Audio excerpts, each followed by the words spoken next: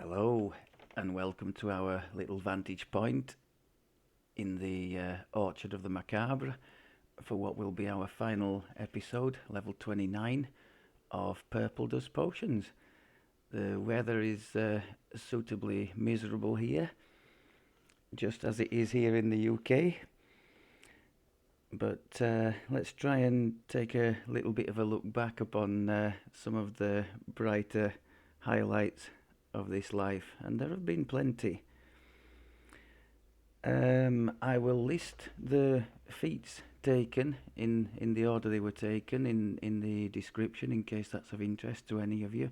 I don't profess to be an expert by any means in this class, but I think the ones I did take did allow us to make a half decent job on the way up, so maybe not too terrible either.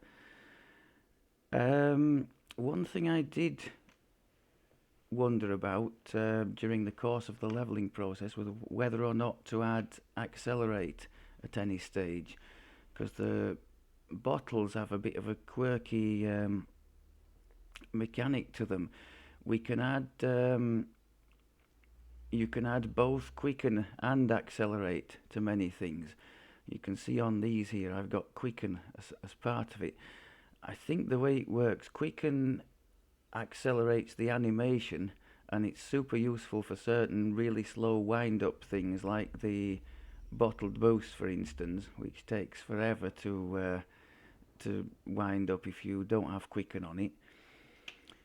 And the accelerate two things. I think it flattens the throwing arc, so less trouble hitting roofs and things if you've got some serious range between you and your target, and also speeds up the bottle flight to the target. So maybe you would have less of an issue with targets being hit and killed first by somebody else and your spell fizzling as a result. One of you kind souls did mention to me a workaround for that, which would be to not aim at a specific target, but to aim your multivial at the ground instead, near where the targets are. And in that case, because the ground can't be killed, you'll always get the full value for your spells. So thanks very much to Wagon for that one. What else have we got noted down here? If I can decipher my own writing.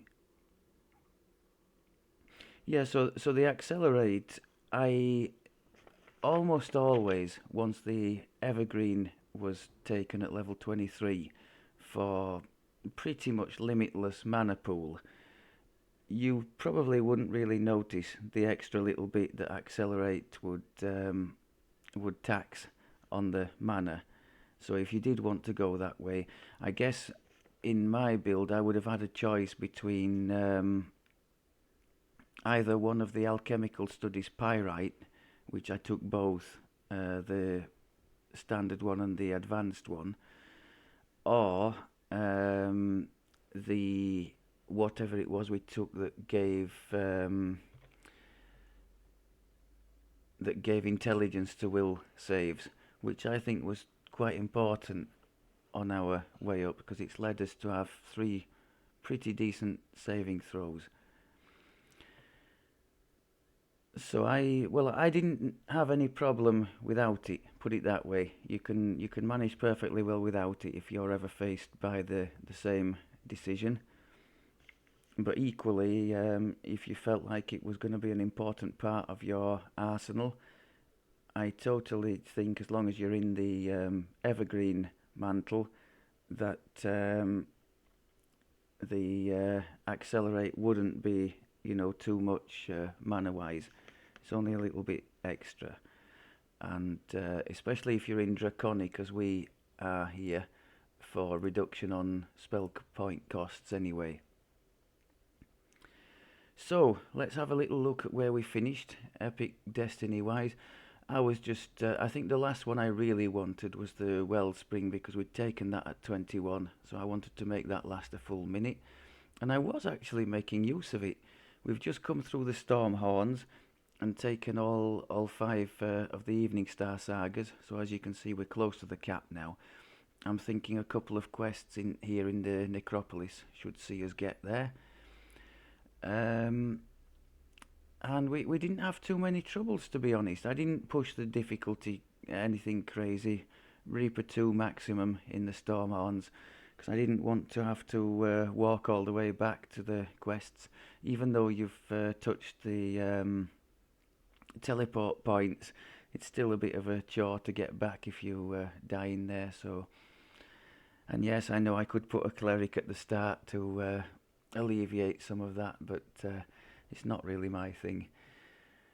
So yeah, that was the last big one. I took this one as well. 10% spell cooldown isn't bad, but actually, it's completely. I've just noticed that it's the mantle. We would have had to have been in the draconic mantle, wouldn't we? So that's completely irrelevant. My bad. Took a couple of little bits in here as well. A little bit extra hit points and a bit more acid and poison spell power when we shrine, and that's about it. But yeah, the last big one was the Wellspring thing. I wanted that to make better use of the feat we'd taken at 21. So that then lasts for a minute, and a minute of souped up power is not bad, provided you remember to use it, which I'm pleased to say that I did. What else have we got to share here? I mentioned that already about targeting the ground. Oh yes, one of you also mentioned, I was looking around for it earlier in the life for the cheapest box breaker an alchemist might have. Ultimately, I never found it in time, but apparently it's the level 3 AoE spells, 15 mana a time. Can we show that?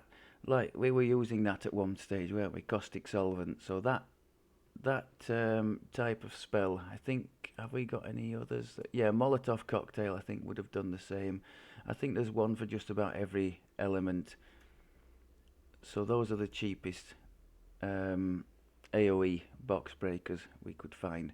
So there's no equivalent of the sort of Druid Fairy Fire here. Having said that, when you're on look there, spell point cost 11. When you're on Evergreen and you've got this 100 temp spell points constantly popping up, 10, 12 mana for a load of boxes broken quickly. I don't think that's too bad, is it, at the cap? So that's something to bear in mind. I think that's about it for the bits and pieces I wanted to say. So just let's have a look back at a general recap and the strategy I ended up in.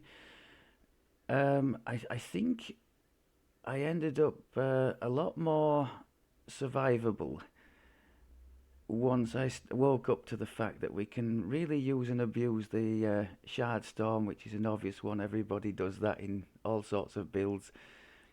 But this Smoke Bomb, which is specific to the Alchemist, that's a real godsend. I'm pretty sure the invis from that can't be dispelled by attacking things.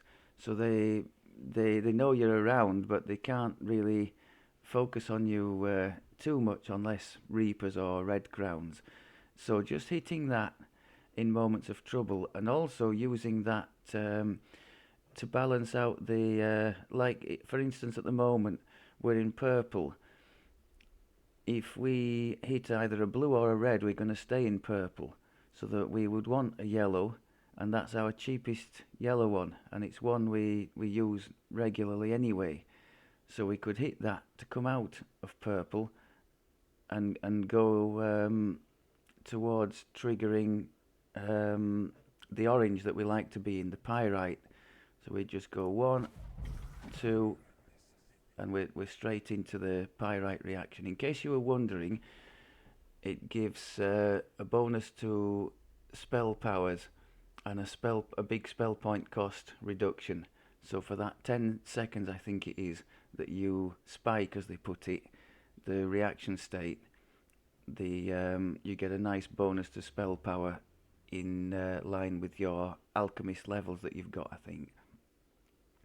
So that totally is worth using, and I hope to demonstrate that in this, the last chance I've got to do so. I like to think I certainly wasn't great at it, as I'm sure the series has demonstrated, but I like to think I paid a little bit more attention to all this than I did last time around. I've made use of the frog and the buffs. I wasn't just not using displacement because I was in orange and oh my god, I'm going to go into something else if I displace again, that kind of thing. So I made more use of it and paid more attention to it than last time around, where I just basically stuck in orange. And I think I had more fun for doing that and got more out of the class in general. The biggest bugbear I had with all this was the problem with mixing the Shard Storm with the excellent gold skin buff that we have, 30 DR. As soon as you cast Shard Storm on top of this gold skin, as you'll have become aware earlier in the series, when the Shard Storm wears off, even though I can see gold skin still in the buff bar, it's not overlaying the character anymore. So you keep having to, look up and check to see if the buff is still active, or just recast it periodically and hope that, you're not missing anything. So that was a real pain to not be able to see. Because generally with something like Stone Skin, you can see on the overlay. In fact, it'd be interesting to know if it does that same thing, that same problem with the Stone Skin as well. So that was something I struggled with. But generally I've had a lot of fun with the class, just as I did first time around. Pretty much similar strategy, using Greater Colour Spray and Flash Freeze as my crowd control. I prefer the Flash Freeze to everything else the Alchemist has. First, because it causes helpless. Second, it's so fast to go down. And third, it seems to work on the biggest variety of targets. The Flesh to Gold, from testing before, has more things immune to it than this freeze does. And this is the standout one for me. So that's the one. The only obvious drawback is you have to be in and around melee range to get it to work. But you do have things, between the Shard Storm and the Smoke Bomb, you can close in relative safety with the opponents and then hit your freeze. Or you've got the option, of bombarding from distance. I was pleased with the fact I'd got used to, well, first of all, paying attention to the reaction, getting myself into orange, because it only works in orange. The Burning Ambition thing, dice, and the vulnerability you can get from the Bombard tree. When a boss would come along, I would get myself in orange, hit the elemental combination to trigger 3 different effects. Doesn't really matter which 3. Obviously it helps if it's ones that we have strong power in, but it's just done to get 3 different effects going on the target, which then triggers the vulnerability for the follow-up multi-vials that are coming, and you start seeing those lovely purple numbers. So I would always take that as confirmation that I'd finally done something right. So those were my big 3. I mean, that elemental thing on its own hits pretty hard. I could flash freeze a group, hit the elemental thing, which has a decent AoE as well, and things would often just disappear on that without having to use the multi-vials. So we had, for me at least, just for leveling, we had plenty enough firepower without going for the Dragon Breath out of Draconic. So I never found I missed that. And indeed, I appreciated the short cooldown of the Carrion Swarm in the Primal. So that got used aplenty, and the low cost, of course. Anything else to mention? I've dwelt already, I think, on the outstanding buffs that you get, just like no other class. I mean, I've mentioned already the gold skin. 30 DR is ridiculous. Greater Heroism, castable, comes before any other class gets access to it, as far as I'm aware. Very early you get that if you want it. The main stat boosting buffs, which will stack, they're alchemical, so they'll stack with just about everything, and you end up with +2 DCs or +2 hit and damage, whatever it is you're going into that life. So really, really strong that. I can't think of any other class that gets something like that. And then this stacking elemental skin. So at level 20 we have 15 elemental resistance on top of the standard stuff. I don't know if I can show. Yeah, we have some pretty decent acid resist there, for instance. We cast that and look at it, it goes through the roof. So again, something that nobody else gets as far as I know. Really, really nice to have. The only downside, if you're looking for one, is it's only usable on self. Oh, and I missed one.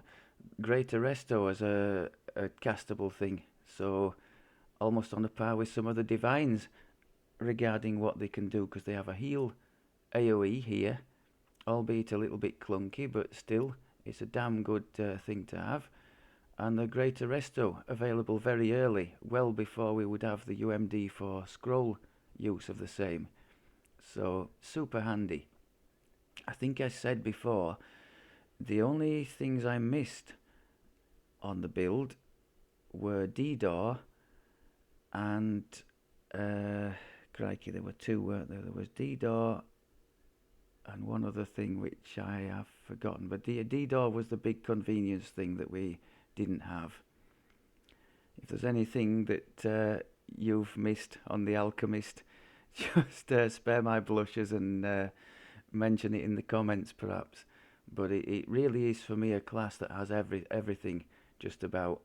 The evasion, all the buffs you could want, all the crowd control, AoE, just very, very good to play. I mean, you could say after level 6 it's just fine with the inflict serious SLA AoE, but after level 12, my goodness me, does it go stratospheric. You could just put some music on in the background and smash your, well, multi-val your way through the rest of the life, should you so wish. It's a great deal of fun. I mean, I won't forget that first quest after the multi-vial arrived, just pressing the button and looking in the distance, fully expecting a few things to have survived it, and just one by one they all disappear. It's like, oh, okay then, on to the next. And an honourable mention, thanks to Klitsch again for flagging this one up, to these stones. You can get one in each of the enhancement trees. The one we took was in the Bombard tree, obviously, because that's the tree we were invested in. But this one in particular, when you get to the cap, 20 MRR stacking with everything, because it also adds MRR cap. So we've ended up as a caster in robes with a ridiculous amount of MRR there. 25 points over the nominal cap, which for robes would be 50. So 20 of that's obviously coming from that stone toggle, and another 10, so we could theoretically go up to 80. Another 10 from our esoteric set bonus. So we ended up with an MRR way in excess of the PRR, which was pretty shabby, but that's another story. So yes, have a look at those stones. For early game, perhaps the non-scaling, where's the other one, the healing tree? Perhaps the non-scaling 20 positive spell power and 10 healing amp would be a good one to go with. And I think in the Vile Chemistry it's more towards offensive, either melee or ranged, double strike and double shot. Quick look at where we ended up with the enhancements. 11 plus in Fade Arc for the greater colour spray. I think that's pretty standard. 23 plus in Falconry for the bonus damage to the helpless. Honestly, I think that was probably an overkill. I was noticing that when we were launching the multivials on the low levels of Reaper that we were playing, often enough, even without holding the things, it was enough to kill groups. So unless you plan, if you plan on playing, you know, in the legendary content and upping the skull levels, getting yourself some really decent gear to use at cap, then maybe this is a viable strategy. But I think just for leveling like we did, maybe we could have found a better use for these points. Although there's some good stuff in there. I mean, we got some extra spell DC, healing amp, sprint boost I made use of, although the class does have it. It did mean I could use a sprint boost without affecting my reaction state, so I could leave the state in orange and still sprint boost, whereas that would have changed my state to to as it is now, a blue one with no reaction. Quality bonus to hit points, a bit of PRR, so not terrible by any means, but I think 20 odd points just to get the damage to helpless. Sure, if you're pushing the level difficulties at cap, but for leveling, I think it was overkill.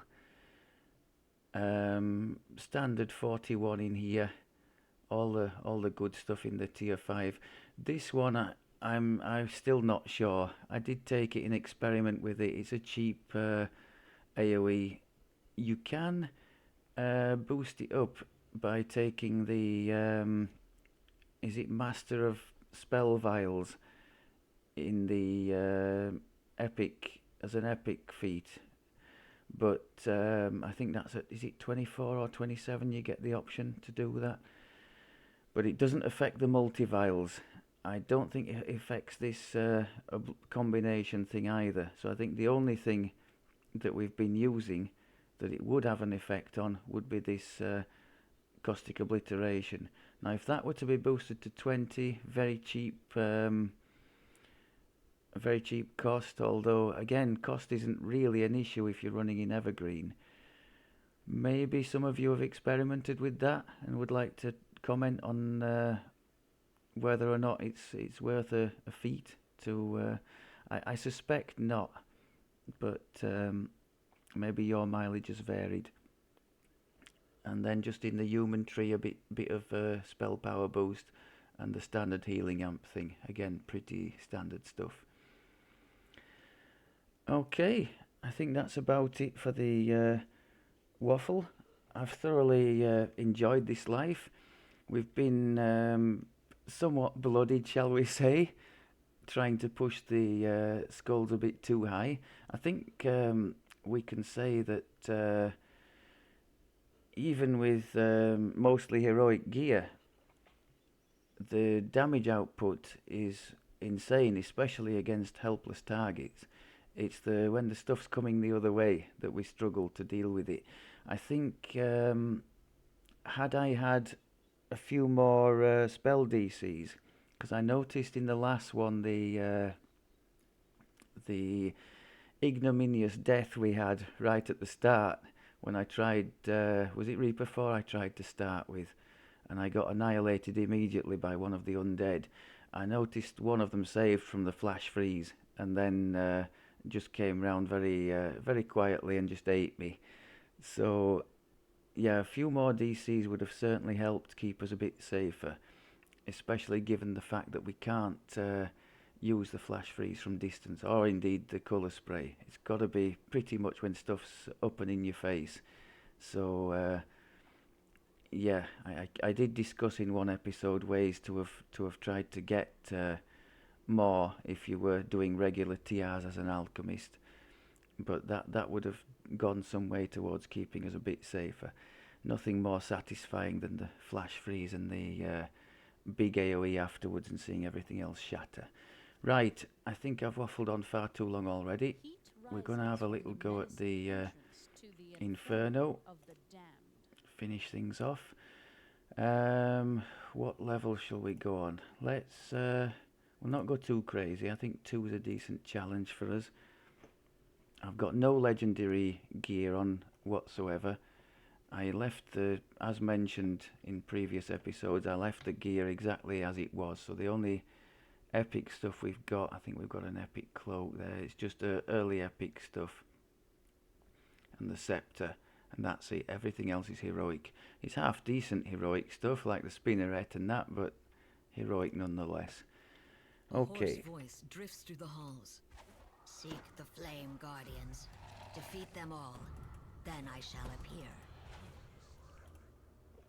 Hoping not to mess up too badly.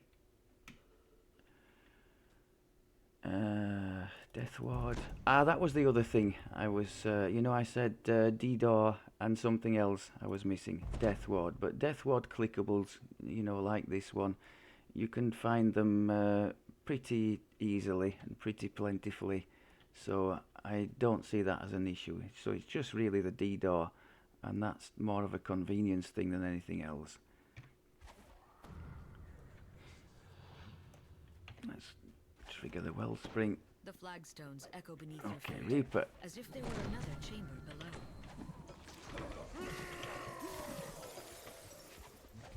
Now that's not good. Straight away the Reaper isn't held.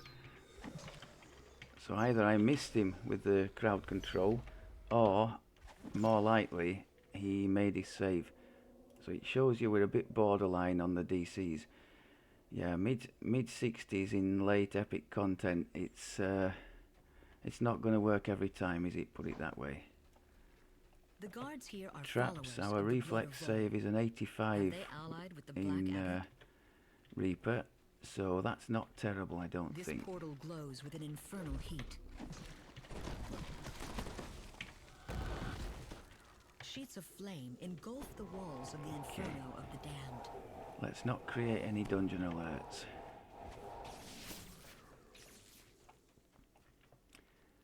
Slow and steady wins the race.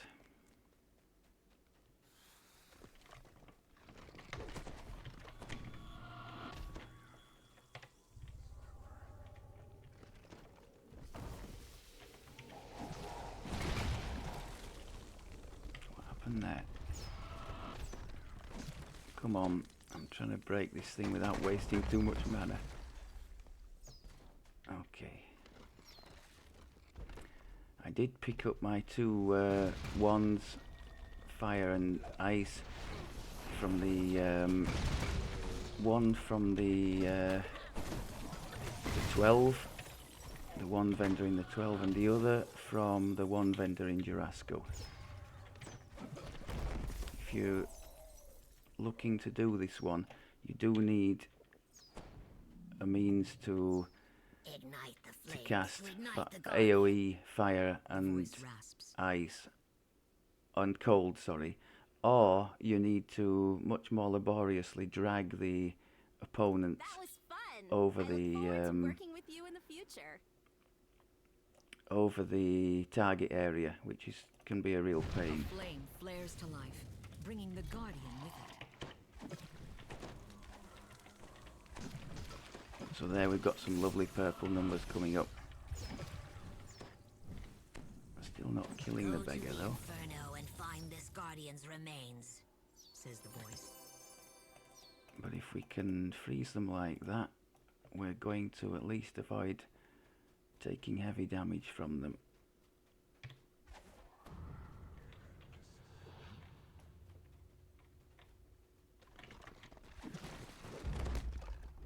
Okay.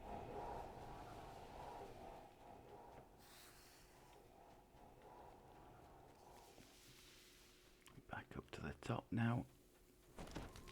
Now this one, do we have to use this one? I don't think we do. Where's the Reaper? Ah, okay. So he's saved, now we're in trouble. I don't have a purple ion stone to use against him. Pale lavender rather, the 4 torches magic are resist in thing. lava.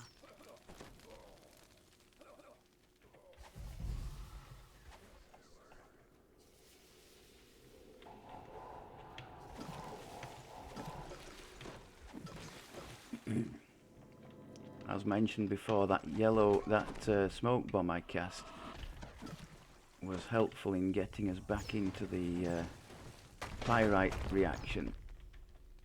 Now, did I smashed the portal, but I don't think I was next to it, so I think I'm still in the place I need to be here. Am I or not? Fire the torches and yes. confront the Guardian. Don't die.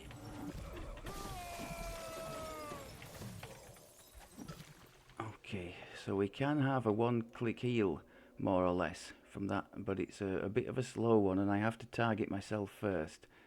So, in a pinch like that was, we can run into trouble. Oh. As the torch flames rise, so too does the Flame's Guardian.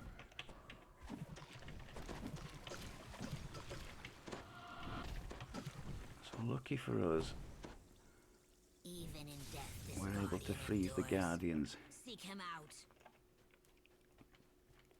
We've got to come back to the other side now, and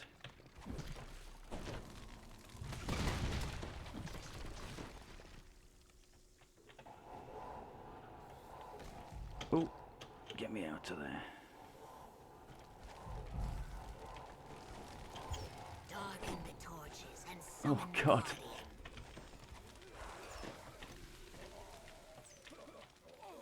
Okay.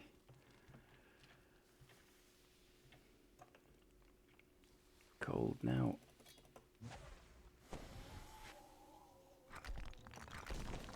I missed two. Okay. As the last torch goes out, the undead Flame Guardian appears.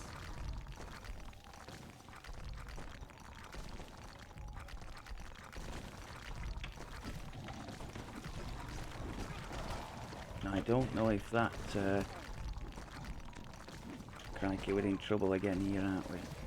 I don't know if that failed. Let's try that again. No, it just doesn't work on him, does it? We're in real trouble against this guy.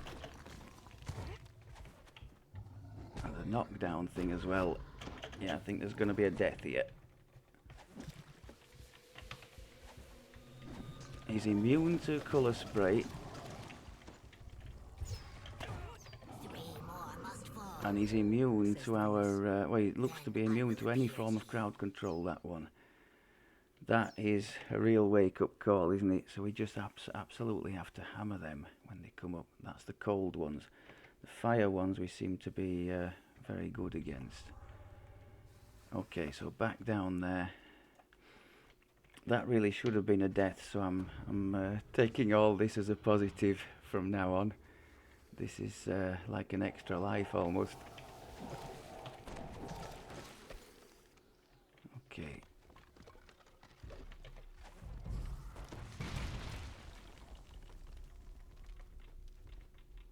That one we do have to use. So another example there of how using the smoke bomb got us back into... got us ready for going back into orange, and the nice spike that you can get from doing that. This wall is curiously devoid of flame.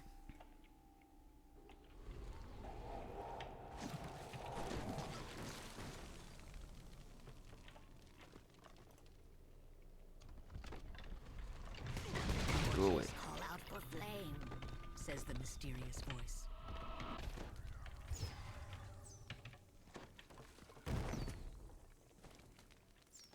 Okay. The Guardian roars to life, summoned by the torches. My word, so there's quite a contrast with these Guardians. The flame ones we're handling dead easy, and these others definitely not. So let's we'll go with the full power boost before we summon that other thing. Maybe we could, what could we do? Could we play around with invis or something? I'm conscious of the mana as well here. I'm gonna have to start looking to save mana.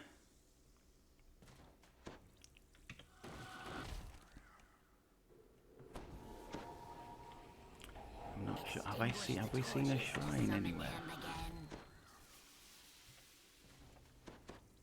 seen a shrine? Yeah, there's a shrine in the middle section there. Possibly we could get to use that on the way through. I'm not quite sure. Okay, so while he's being summoned, we can hit the power boost. As the torches darken, a strange chill fills the room. The undead flame guardian has returned.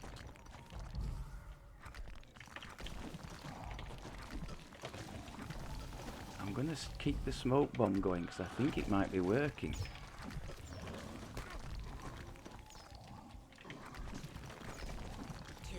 Yes, nice. So just had to show him a lot more respect than we showed the flame one. Okay, displace, gold skin. That one I don't think we use.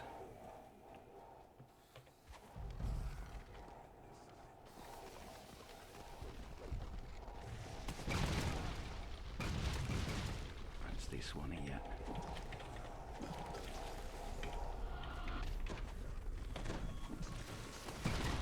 Please don't let that Reaper come through with us.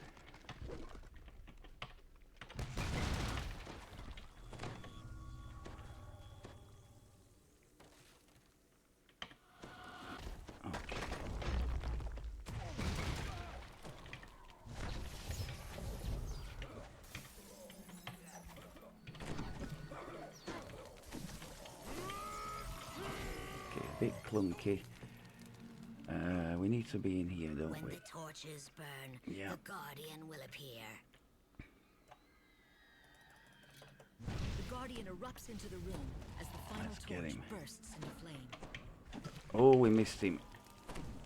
Come on. Seek nice, nice, guardian nice. In the Inferno, says the voice.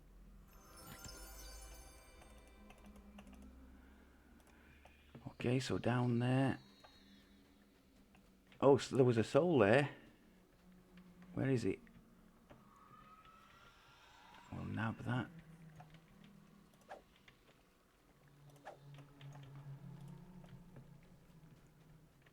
Very timely.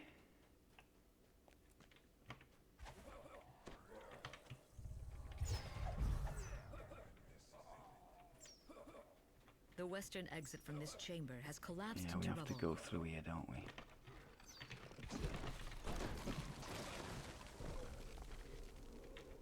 A passage to the west leads out of this infernal chamber. Oh, come on. Oh, no, no, no, no, no, no, no, no. As soon as I saw that crown, I was panicking a bit. Another soul, though. Still looking to just conserve the mana a little bit.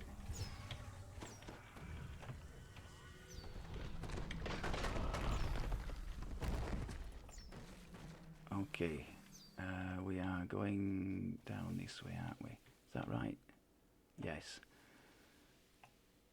So we've got another of these horrible blue things to come. We can retreat down there if we want to.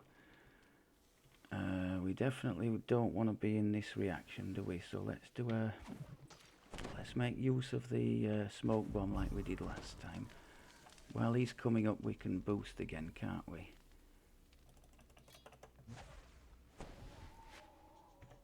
And I missed them. The torch winks out. If you trigger your AoE spell in the middle of the area, you can usually hit all four at once.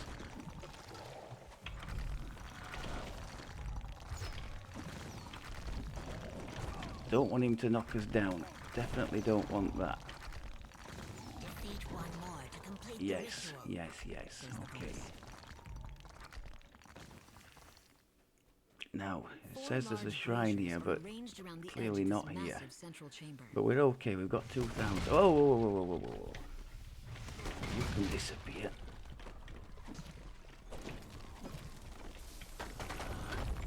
That was an example of what was said at the start. I did a multi-vial on this one, he disappeared, and as soon as he was killed, the vial stopped. So I was hoping that the other one would be killed in the blast as well, and he wasn't, because my initial target had disappeared.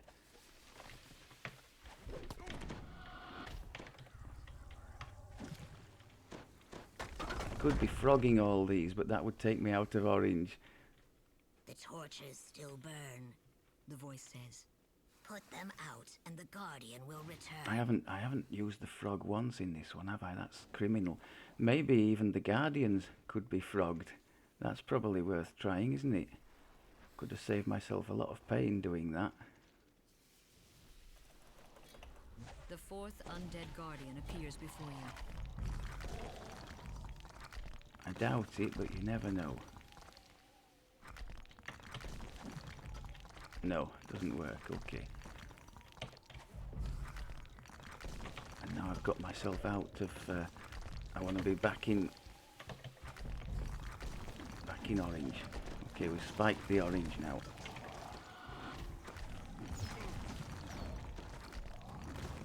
I have to come out again to cast displacement. Go to the center of the Inferno. Okay. Just to reiterate, the orange reaction state, the Pyrite,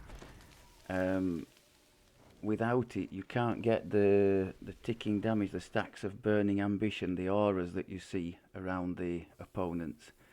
So it has two benefits. It gives you the spike in spell power, but then you get this burning ambition thing as well, and also the boost. It's a 10% boost if you've got all the cores in critical damage. So it is preferable, but certainly not essential to be in purple. Right. Let's try not to die horribly. Let's set up an orange spike for here.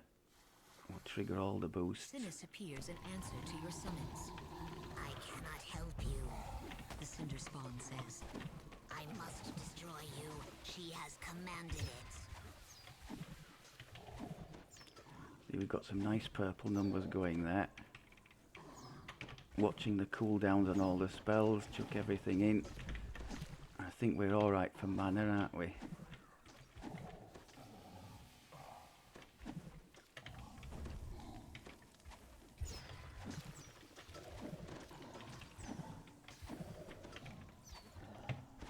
Oh, I pressed the wrong one there, not to worry.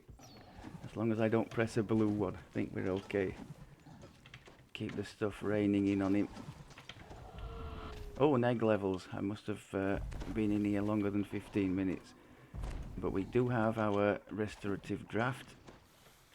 I think I have to target myself, obviously, to get that to work. And now it's taken us out of the optimal reaction state. So let's hit yellow again, hit a red, back into orange, and try and finish him off.